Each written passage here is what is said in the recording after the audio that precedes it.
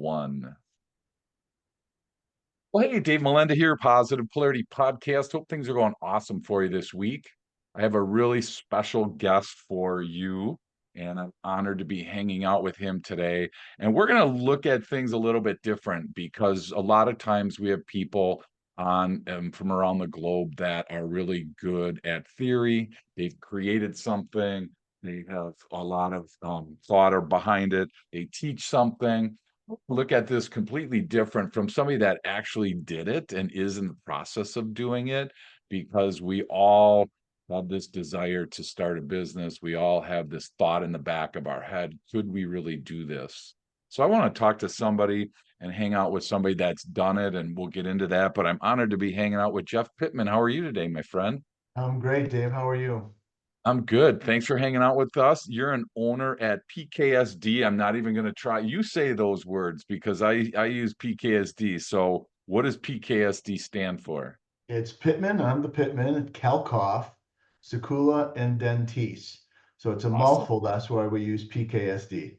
No kidding. That's fantastic. And so you guys are attorneys. And again, you started this. Congratulations, by the way, you're celebrating your 25th year doing this. So I kind of want to jump back to 1999 because, as I said, there's a ton of people that listen. They're like, man, how did you do it? What were some of the things that you were thinking? So if you can rewind the tape and take us back to that, you were working for the man and all of a sudden something happened. So was it a gradual thing for you, Jeff, or was it something that you just woke up one day and you're like, screw this, I gotta start working for myself? No, I mean, it was so I've always been, kind of bullheaded, stubborn, right? Didn't like anybody telling me what to do, you know. Sure. And so I was fortunate to be working with a personal injury firm in Milwaukee, got great experience, really was given the opportunity to practice and fairly independently, but it got to a point where I was like, I don't want to work for anybody else right now. And looking for the opportunity to be my own boss, be able to, so it was a process, Yeah. but it accelerated in by 1998. It was like, okay, now I've really got to figure out when do I want to do this? When is the right time to do this? And I don't know if there's ever like the right time. There's Yeah. nothing perfect about it. It's just like you finally got to say, all right, I've got the nest egg. I've got, what I need to do to support myself because you're not going to make any money in that first year or two when you open up a business. Right. So you got to have that. And then I finally said, just pull the trigger and let's just see what happens. Sure. So when you think back to that, were there a lot of naysayers for you? Did you have to fight through people saying, Jeff, don't do that. You got it great to where you're at. Did you have to fight that, or did you have a lot of people on your side? I had a lot of people on my side. For number one, because I was leaving a firm, you got to kind of keep it relatively quiet, right? Yeah. Um, Yeah. and so you've got to really think about this, how you're going to execute this um, in the most ethical way that you can. Sure. But you don't want to get pushed out the door either, right? Right. So I Yeah. mean, my former wife was supportive, my parents were supportive, the few friends that I was talking to it about it were supportive. I was probably the biggest one the fear in my head was, is this really the right thing to do? What if you fail? Yeah. I was probably the biggest one with negative thoughts in my head, just fear. Sure. Well, and I think you bring up a great point, then I want to circle back to it because I think there's a blind spot or a misnomer with people that think that you open up a business and like people just flock to you and you're going to make all this money and you're not going to have to, people have said to me over the years, because I've owned multiple businesses, they're like, oh, it must be nice, set your own hours, work when you want, lay on the beach. I mean, and it's like nothing could be further from the truth because owning your own business, especially like you said, Jeff, in those first couple of years, it's intense. And so, like, do you remember? So, like, I gotta believe you walked into the office and said, "Hey, I'm resigning." And did they ask like, "Hey, what are you doing?" Did they care? Did they want to know? Did they try to keep you to stay? Kind of walk us through what happened there. Yeah, I mean, it was, it was a surprise to them, but it really wasn't, it was a decision that I made and I'm going to do this, and you have to be ready. I mean, it's 24/7 when you're going to be a business owner, right? And, for me being a lawyer, I have to have clients, right? I have to have some clients, and Yeah. then I've got to be able to get more clients, right? And Yeah. so I knew that, and, you know, you're not making money right away. So, and this has probably been your experience, and others probably are similar. It takes at least 3 times longer for things to happen than you expect, right? It just does, right? Maybe Yep, even longer, but exactly. at least, is that rule of three kind of thing. It's going to take three Yeah. times longer for things to happen than you expect, right? And number one, you got to get out there hustling the business. You got to be working on the cases. Um, you got to be figuring out your marketing, and you need to be available 24/7 for stuff. Talk about setting your own hours when, Yeah. even now, it's like your hours are whatever that needs to be, right? I'm Right. still working basically from 7 in the morning to 7 at night. Hopefully, in most weekends I've got off, but when you got to do it, you got to work the weekends, right? But that's the level Right. of commitment, Yeah. and it took a long time for us to make money. I mean, I'm talking about me. The business, Yeah. it did well, but it was also a different time, Dave, right? So in '99, lawyer advertising wasn't as crazy as it is now, right? Okay. The TV advertising wasn't as much. And so you Sure. could do a lot more with relationship marketing, other lawyers, healthcare providers, things like that, where you could really build the business. And if you kept your overhead down, you could make it. Today, it's just such a different thing. But for back then, when you walked into it, it's like, okay, I know I'm not going to make money for a while, but what I've got to do is I've got to work the hell out of the cases that I have. The other Yeah. side already knows, the insurance companies know that I'm going to fight to the bitter end, right? If we got to try the case, I'm going to try the case, but Yeah. this is what's going to happen. We are in it to win it. And that, you develop that reputation, and then that, it does come to you, but so much of it was just building relationships with people who could refer me clients. Sure. Yeah. Wow. Well, and I think this is a really good checkpoint for people listening, because if they're not willing to do the 24/7, if they're not willing to, wait 3 times longer, there's almost some things that you got to check off these boxes that you're real and it's one thing to say, oh, yeah, I'll do whatever it takes. Well, it's a different thing to do whatever it takes. And I think I love that about what you're sharing, Jeff, is because you did it. And again, if people are listening, that's, I think, the difference why a lot of people don't jump into businesses, because, like you were talking about, the fear, but it's also the fear of the unknown. But I feel like it's also fear of the known, where you are going to have to do this and you're going to have to sacrifice family. You're going to have to sacrifice yourself. You're going to have to learn some things, like you were talking about the marketing. And I think it's interesting. We've had a couple of renowned architects on, and I asked the question of, hey, where did you learn how to market or grow your business? And they're like, boy, I tell you what, it sure wasn't at architecture school. There Right. was maybe one class on a little bit of business. So when you think about it from your perspective, Jeff, where did you learn the business, and where did that marketing thing come in? Was that something that you always had with you? How do you feel like you learned that piece? Well, again, it's about relationships, right? And so it's being able to communicate with people and talk to anybody. So I remember, bartending days, right? Yeah, That's how I made it through college, right? Bartending. And you learn to talk to people, right? And you learn to deal with all kinds of different folks in different states of consciousness, sure. but you learn to communicate with people, right? And that's an education in itself. And so then if you can, you learn how to communicate with people, and then it's a matter of being able, not being shy about what you do, right? Yeah, But it's not asking them, hey, give me the business. I learned that, what can I do for you? Right? yeah, That's how you're going to, and because I get calls from people who are looking for a trust attorney, right? Or criminal defense, whatever it is. And I've sure. got those relationships, so I can say, here, this is what I can provide to you. And, this is what I do.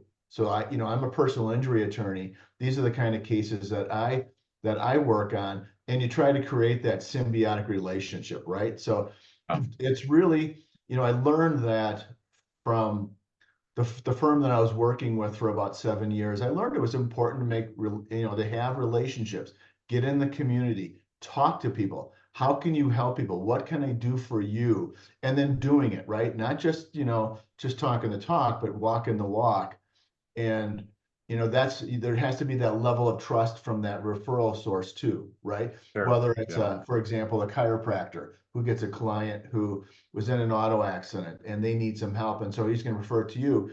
He has to trust you are going to handle it, because the client isn't going to call me. They're going to call the chiropractor, or they're going to call the referring attorney, and they go, "Hey, you referred me to this bum. yeah, What's the right. story?" Right? People are non-confrontational except for the Yeah, person who made the referral. So, right. it's really important to walk the walk when you say, I can do this, and somebody's trusting you with that referral, with that client, with that friend, whatever it is. You've got to be willing to do what it takes to make it happen for them, to get the best result that you possibly can. Yeah, and I think that that chunk right there separates so many people from what you're talking about. This is where you kind of leave them in the dust, because a lot of times referrals, I know I've referred people, Jeff, and it's been a bust, and then I look bad. And I tell you what, I'm never referring that person again. And I've had it where I'm like, you know what? You've had your chance. It didn't work. I can't do this anymore, whatever this is. And I think we get like one chance at that, and if you mess that up with one chiropractor, well, I tell you what, that chiropractor is going to tell a bunch of other people. All of a sudden, now maybe that whole industry looks down upon you because of one bad experience. So Well, I yeah, think that, absolutely. I mean, awesome. you have to figure you got one crack at it, right? And if it doesn't Yep, work, I remember reading, and it's probably very, very true. If you do something bad, 10 people they're going to tell 10 people that, right? If you do something good, one person might hear about it. But, yep, people like to talk about the bad stuff that happened to them, and the crappy lawyer or the crappy doctor or whatever yep, crappy service that they had. They're going to tell right. at least 10 people what a crap job that was. So Yeah, and most referrals have an opportunity to refer to somebody else, right? It's not like, right. you're the best ever, but Yep. you've done a good job in that relationship. So if you breach that trust, good chance it's not going to be repairable. Yeah, it takes years to build that bridge back, so why not do it right? A lot of times people just don't want to spend the extra little bit of energy, whatever that is, to make that call right away or do that little bit of investigation. So that's such a key tenet for people listening. Again, if you don't want to really take this serious, then business ownership, entrepreneurship might not be for you, because again, if you're going to burn through, which I've seen plenty of people burn through, referral partners like crazy, and eventually you stop, you don't get, people don't refer you anymore. And referrals are like such a key important part, of growing a business.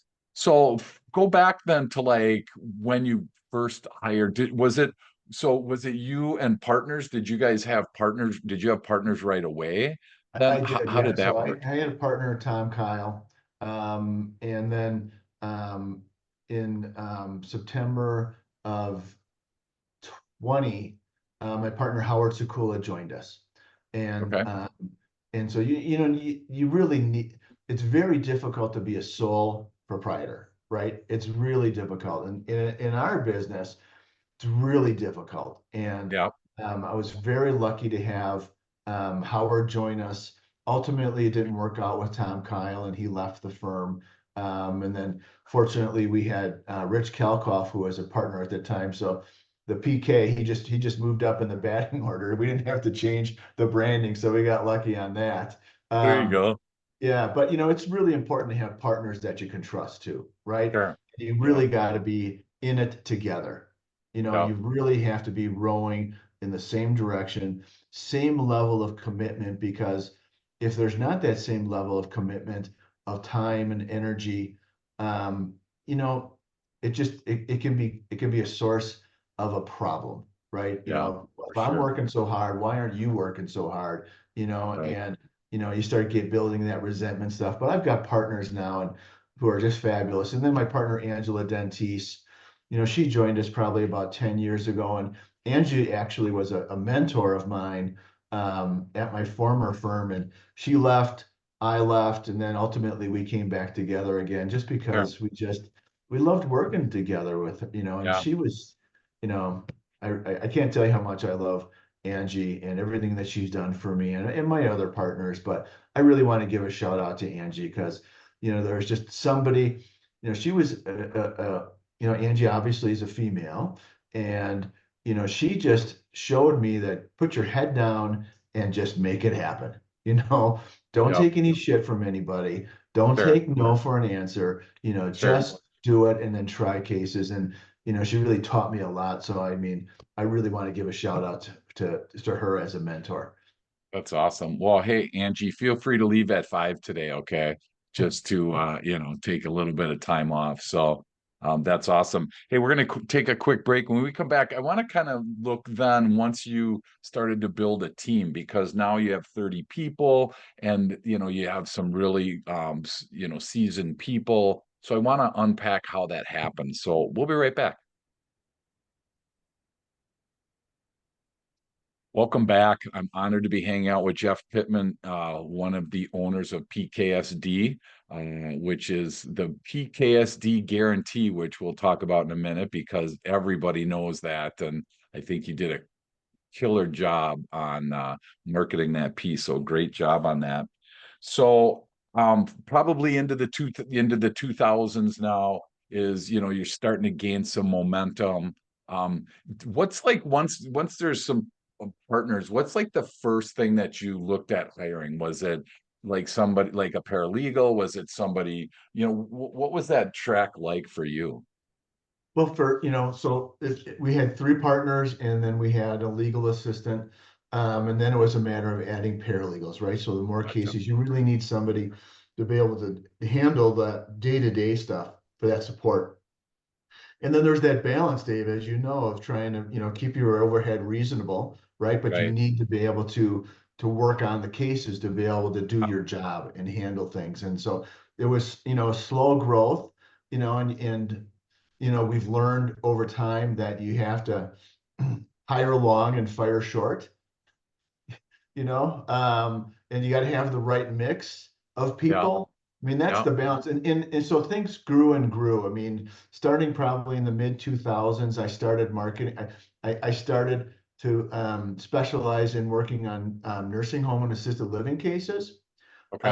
And that practice grew. And then our other general liability practice grew. And then you need staff. Um, and whenever you hire somebody, I'm sure you've been through this, no matter how good they interview with you, it's about a 50-50 shot that it's going to work out, right? I Sure. mean, Yep.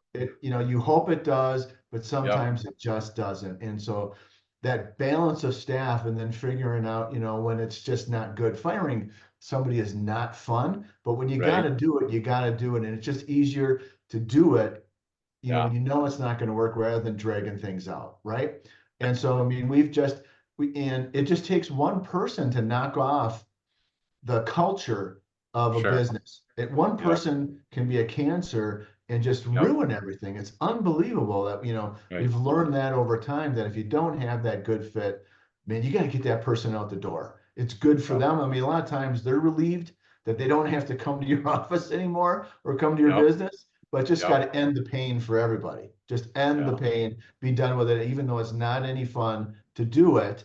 Um, but we've just grown and people come and they go, and you find that balance of that culture of the people who have the same vision as you and want to work as hard as for you for our clients, right? I don't see Yeah. that they're working for me, they're working for our clients, and that they got to have that mindset that this is what I'm willing to do.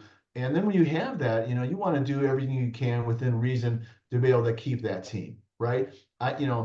I'm not their boss. I feel like I'm a coworker. Ultimately, I make decisions, but we really have a team approach in our office. This is what's important, that we're all working together. If you got an idea and a better way to do things, tell me that. And Yeah. if that's going to work, I want to do that, right? I mean, being able to delegate, whether it's management stuff or office stuff, process systems, because they're doing it every day. They're doing things that I'm not doing. And if they got a better system way to do it, I'm going to listen to that because I don't Yeah. know everything, even though often I think I know everything, but I don't. Well, I tell you, and that's such a powerful statement because when you think about the culture of a company, all companies have a culture. Some know what it is and some don't. And I do interviewing and hiring, and I'm in for with that process with some of my clients. And its culture is becoming more of an important fact as opposed to what can you do? You know, I mean, you can be a great attorney, but if you're going to be, chaos to the team, is it really worth it? Where you have to invest so much money and time and energy to, get that person to fly straight. You start looking at this and going, man, this might not be worth it. They might bring in a bunch of money, but boy, you look at kind of the track, the past, and you start seeing employees unhappy and things like that. So, have you had that where, like you said, 50-50, where 50% of the time it works out, and then you mentioned you're a advocate of kind of firing quickly. Were you always that way, or did you kind of learn that over time? No, we learned it over time, right? I mean, we learned fairly quickly, that somebody who think is going to work out, sometimes it just doesn't, right? Yeah, There's the difference between what the interview looks like, what the history is, and then fitting it into the culture of your team, right? Sometimes it just doesn't work, and that's okay, right? But once you see that, I mean, you can give people an opportunity to fix, but I think fairly quickly whether somebody's going to be a fit or not. And if they're not, you got to get them out of there, right? Because yeah, there's a mutual commitment, right? I'm committing to them and they should be making a commitment to us and our clients. So there's this mutual commitment that we're training them, right? That we're paying them, you right, know, and I expect the commitment that they're going to work hard, and that they're going to be nice to everybody on the team, and they're going to be good with the clients, because again, if they're not doing a good job, the client's coming to me saying, hey, whatever, this person isn't communicating with me. I haven't gotten phone calls. I mean, the biggest thing for attorneys, and maybe it's for your businesses too, is returning phone calls, right, right? People want to get the yeah, return call, whether it's just, hey, what's going on, yeah, just, checking in. yeah, You've got to return phone calls. If you don't return phone calls, you lose trust and you get unhappy clients. And then they're going to tell 10 people how unhappy with you because you don't return phone calls. And I yeah, get that because, I've been I've been a client, right? And when I yep, wanted to know something, now I'm a type A, but when I wanted to know something, I wanted to know something, right? And if I right, wasn't getting phone calls back within 24 hours, that was a problem, right? yep, So that was a good learning experience for me. But, getting back to, if they're not a fit, you got to get them out of there. sure, And it's okay. Not everybody is a fit, but if you leave somebody in there sometime, they can really destroy a culture, right? yep, And make other people unhappy. The people on our team, I mean, they spend 8 hours a day at least. And I think that we're a family, right? I mean, really think that, we care about each other. I want them to be happy. I want them to have a good work environment. I want them to enjoy what they're doing. I want us to be happy when we get a resolution for our clients and we have happy clients. But, sure, the majority of your day is with these people, and you want to be able to enjoy what you're doing when you go to work. It doesn't always mean that you're going to enjoy every day at the office, right? Because sometimes there are tough days, but you need to know that you've got the support of everybody there when you're not having a good day, that people are there to help you, through that day. So, I sure, mean, it's sure. it's really an important team kind of family culture. And we've got a great one right now. I mean, it's taken a while to get there, but we've really have just a Sure. fabulous team. We're really blessed. That's awesome. Well, and for the people listening, I think there's a really good lesson there. Again, check yourself. If you would struggle letting people go, if you want to give them 150 get out of jail free cards, whatever that looks like for you, I think that makes so much sense because the culture is so important in today's world. And, the reality is the statement of one bad apple ruins the bunch is really true. Because conversely, I've never seen a bunch of bad apples and then you put one good one in there and it turns all those bad ones to good, right? It just doesn't Oh, happen. usually the good So, apple leaves. exactly. And we scratch our head and go, what the heck, right? What happened here? So, and I think that this is a big blind spot for people, like when they hire and like you said, they find out, let's say they find out 6 months in that this isn't really a fit. Well, now we feel like, oh my gosh, we invested a bunch of money, we invested a bunch of time. Let's try to make this square peg fit in this round hole. And it just all of a sudden it doesn't, right? And the worst is when other people on the team start feeling it, right?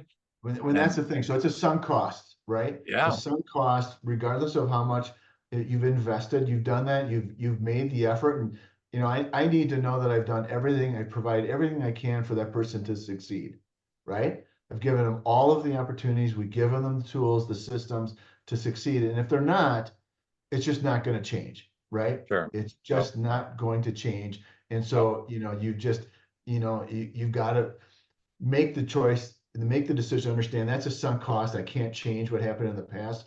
I don't yep, want this to continue into the future. And you've got to make the change before more bad things or worse things right. happen, right? Yep, Because if you hang on too long because of that uncomfortable feeling of, hey, I've got bad news, I got to yeah, let you go, yeah, and that you have to be prepared to be able to do that. You're absolutely right. If you are such a softy, and there's nothing wrong with that, because yep, it's not any fun, but if you are unwilling to protect your business, right, and be able to tell somebody, you've got to be, this isn't working.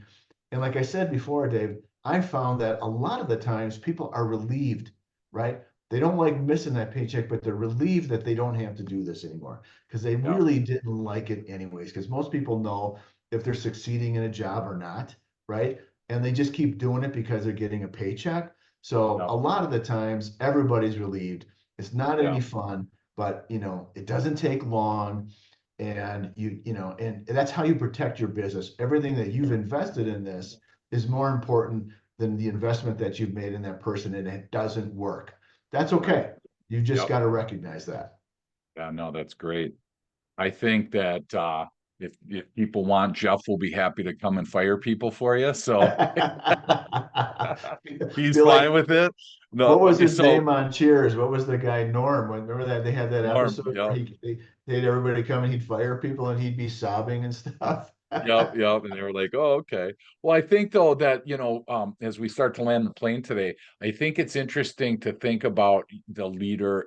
Hope, let me put it this way. If it's a shock to somebody that you're firing, I feel like you didn't do, if it's truly a shock, the leader did something wrong because there should be some kind of thought process. There should be a performance improvement plan. There should be something. If the day that you fire them, they're flabbergasted by it. Something didn't get done right in my thinking, because hopefully you've been talking to this individual along the way, like you said, giving them opportunities to improve, trying to find their strengths, because people love to work with their strengths. So I think that's probably a misnomer, that people think that they walk in and fire somebody and people are just like totally caught off guard. I mean, I'm guessing the people that you've had to kind of move along, so to speak, they kind of knew it. I mean, it was like you said, it was a relief. Maybe it would be a little bit of a surprise, but it's not like, wow, they didn't see this coming, right? Yeah, I mean, as an owner and a manager, if people aren't doing the job that you want, you do have to give them those performance improvement plans. You have to sit down and say, here's the feedback, right? Yep, Here's what I need you to do. Here's what you're not doing. How can I help you do this, right? How can I help you get to where we need you to be? So just and work with that person, right? And if and so they should know that if they're not meeting those benchmarks, right? They're not hitting those metrics that, yep, it's not working. But still, Yeah. sometimes people just are unaware, you know, Right. and it is a surprise. But you're absolutely right. It shouldn't be a shock after a couple of times that it's not working. I mean, it's really, I mean, I don't even know if you give them three strikes because that's a lot Yeah. sometimes. But Yeah. depending on whether they have some improvement on the first try, second try. But you're absolutely right. You don't want to blind somebody just saying, okay, this isn't working out, because Yeah. you want them to have success in the job, right? You Right. want to give them the tools to do that. So you're absolutely right. Hopefully, you've been able to sit down with them and talk them through it. That it's not a complete shock when it comes to be Yeah. like this. It just ain't working out. Yeah. And it becomes up to you as the leader to make a determination of if you're seeing progress, is that enough? If you're seeing slight progress each time you communicate. And again, I don't know the right answer. Everybody gets to decide that for themselves. When you see either no progress or you see resistance, you see disrespect, if you start to see those sorts of pieces going on, obviously, that's way different than, "Man, I'm really trying, Jeff. I'm struggling with this, but I am trying. I'm gonna lick this thing. I'll take some night classes. I'll do whatever." Those are 2 totally different pieces, and so for people listening, I think at least have that, awareness that there are people that might be in the wrong seat, but they might be on the right bus. There's just certain people that are negative and you don't want them anywhere near your bus. So, Yeah. just curious, a couple questions, I'll let you go. Have you had that where it was the right person, but maybe the wrong seat on the bus and you We have. rejiggered some things and then that worked out? Yeah, I mean, we've had, we've moved people to different positions, in the firm, and then they've succeeded, you Yeah, know? So, it's a matter of that. It's a matter, you have to supervise and monitor what's going on, right? And like you said, maybe there's a better spot for them in your business, you know? But and are they improving on what they're doing? Are they trying to do it? Is it a short period of, okay, I've got it, and then they fall back, right? And it's not even a matter of resistance, it's a matter of yeah, effort, and yeah, they can do it, but they're choosing not to do it.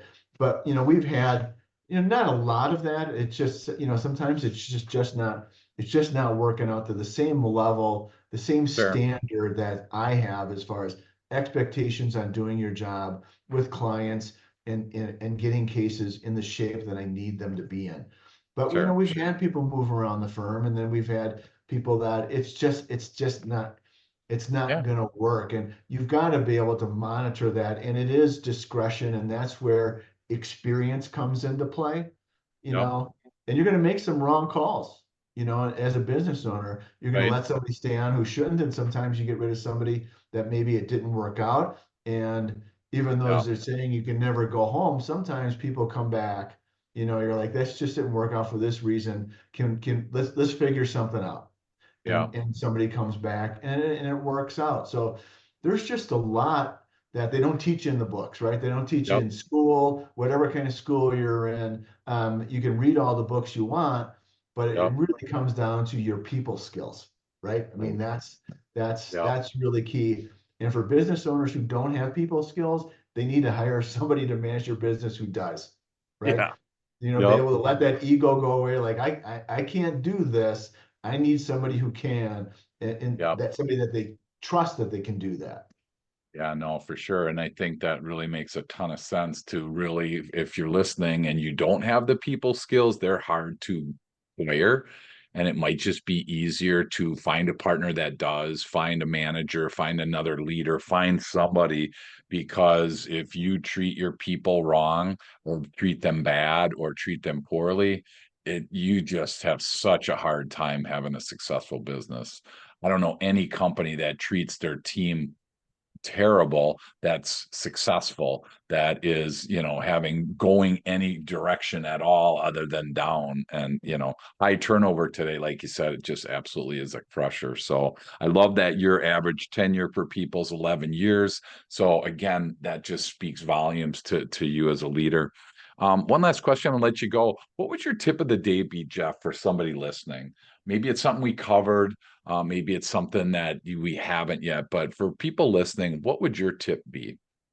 My tip would be is just, acceptance. Whatever is going on in your business at the time, you just have to accept life on life's terms, right? You have to accept what's going on and how am I going to be able to deal with it and react to it, right? Because my mantra kind of is nothing's easy. All right. Nothing's easy. It's Sure. not.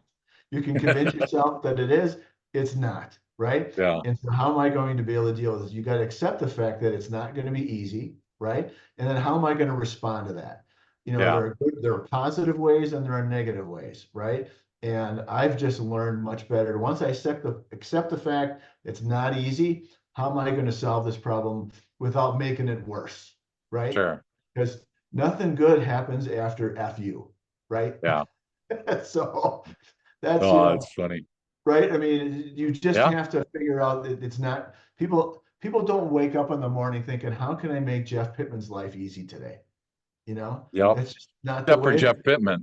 Well, I'm trying, right? But I know it's not going to be easy. Today, stuff's going to Sure. happen, and I don't want to happen, and I'm not Yep. going to like it, right? So I Yep. just accept that fact, and then how am I going to be able to deal with this, right? Rather Sure. than responding in an angry way, being resentful, how can I make something productive out of this thing, right? Yeah. So whatever it is going on today, work on acceptance rather than woe is me, you know? Wow. That's awesome. Well, you fly in the face of everybody on LinkedIn that tells me they send me these things and hey, do you want to work for 20 minutes and have 25 new customers and you'll make millions of dollars? So for them, it's easy. So I obviously we're not doing something right I'd because love that. Yes, I'd love right, that. we get the customers the old-fashioned way, right? You Right. earn them. So Yes. so that's awesome. So for people listening, Jeff, if they have a question about PKSD, they have a legal question, maybe they have a question about your journey, what's the best way for people to connect with you? Well, so they certainly can go to our website, which is pksd.com, right? We've got Perfect. ways to get a hold of us on there. They can always call. So our office number is really easy to remember. It's the area code 414, and then it's just dial the threes, 333-3333. You can find me on LinkedIn, but usually, going to the web page is one way to do that. LinkedIn, call. I'm always available for anybody who's got any questions, whether it's about running a business or if they've got a legal question. Sure. I'm happy to help. Awesome. Awesome. Well, thanks for lifting up the kimono, so to speak, and letting us get a glimpse behind the scenes because again, we see these prominent business figures and we always wonder how they got there. What does it look like? What are some of the tips and stuff? So thank you so much for sharing this and finish with what is the PKSD guarantee? I guarantee you that we are going to work as hard as we possibly can to get the result that you want. I guarantee you're going to treat you like family, like it was my case. Perfect. Hey, now I kind of wish I had a legal thing just so you could help me. So I'm good for now, but you never know. So thanks, Jeff, for hanging out with us. And congratulations again on your 25 years. Are you up for 25 more? No, No. I'm not. 25 is a great marker. 20, I can't imagine doing this for another 25 years. The one thing that I've learned, Dave, and we've all had this. So I just turned 60 back in November, right? And I'm okay with it. That doesn't bother me at all. I don't feel old. I don't feel Sure. a senior, even though I went to the grocery store the other day and they asked me if I was a senior, and I said, "Well, what is that?" And they said, "Oh, about 55." I said, "Yes, I am." And you get a 10% discount as a senior. Oh, there you go. I'm totally good with it. But we've had friends who've passed away our age, Yeah. right? Yep. We've had family who've passed away. So Yep. life is short, and it's really important to find that balance, right? And I think it was Charles de Gaulle that said that the graveyards are full of indispensable people, you know? And so, I want to be able to live my life with my family, and I want to be able to train you know, my the my attorneys. I want the firm to keep going on. I'd love it to be able to continue on for 25 years.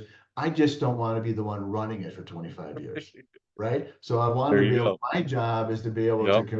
to communicate my knowledge and my experience so they can keep going on and being able to serve, our clients like we have.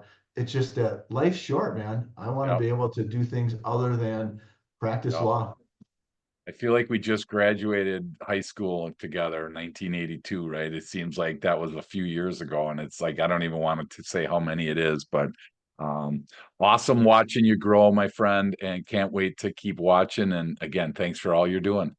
Thanks, Dave.